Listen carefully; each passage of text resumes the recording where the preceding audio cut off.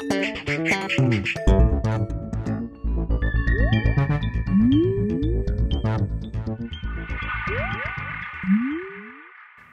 everyone and welcome to The Vortex, where lies and falsehoods are trapped and exposed. I'm Michael Vorse. First, quick shout out to all the folks in Kansas and New York this past weekend. Thanks for all the hospitality, but mostly thank you for your love of the church and of our blessed Lord. Traveling to Kansas brings us to the point of today's Vortex. While I was in the Detroit airport walking to my flight gate, U.S. Senator Carl Levin from Michigan walked right past me in the other direction. I checked the time quickly and saw that I had a little bit of time before my flight and quickly made a U-turn to go track him down. By the time I caught up along beside him, he and I were both on the moving sidewalk. Now, a short little background. Levin is one of the leading abortion supporters in the U.S. Senate. Never met an abortion that he didn't like. He's never had a problem with voting for funding Planned Parenthood. He supports Roe versus Wade. You get the idea. So I sidled up along beside him and had a brief conversation that went something like this. "Hello, Senator, I'm one of your constituents from Michigan." And he said, "Hello, how are you?" "Fine. I wanted to tell you that the votes that you've cast all these years in the U.S. Senate in favor of your party's abortion policies have a lot to do with how the economy is in the shambles it's in now."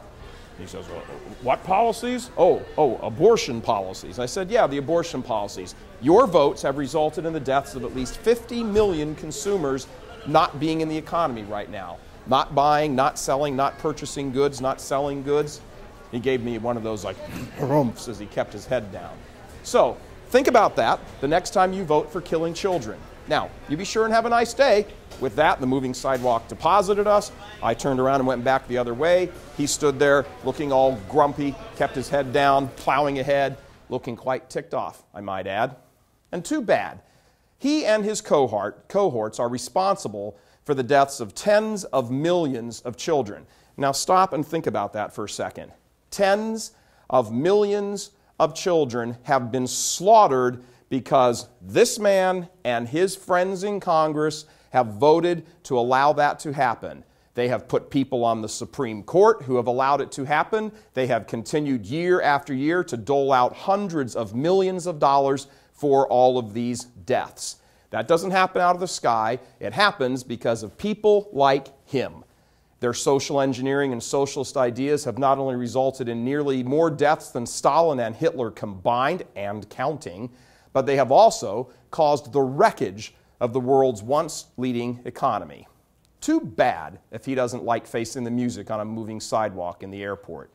Now, I share this with you not to say, "Hey, look how great I am because I confronted a senator," but to encourage you to do the same whenever and wherever you see evil advancing.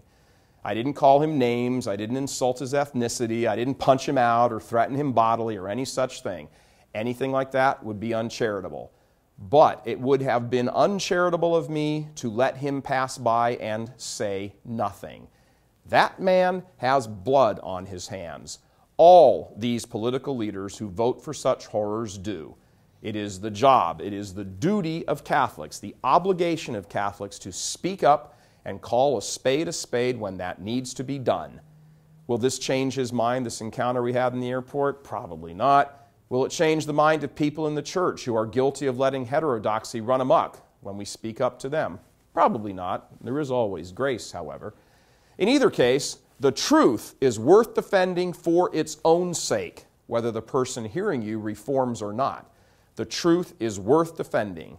And if those in high office, whether in the church or the state, won't do it, then you must do it, even at the risk of being a couple of seconds late for your flight. God love you. I'm Michael Vorse. Please help us keep delivering these kinds of messages that so desperately need to be heard and acted on. Join RealCatholicTV.com today as a premium subscriber. Become immersed in the faith established by Jesus Christ. The Catholic Church is the only hope against evil because that is its God-given mission. As our Lord said, "Apart from me, you can do nothing." Join RealCatholicTV.com today as a premium subscriber and come to learn and love Christ more deeply.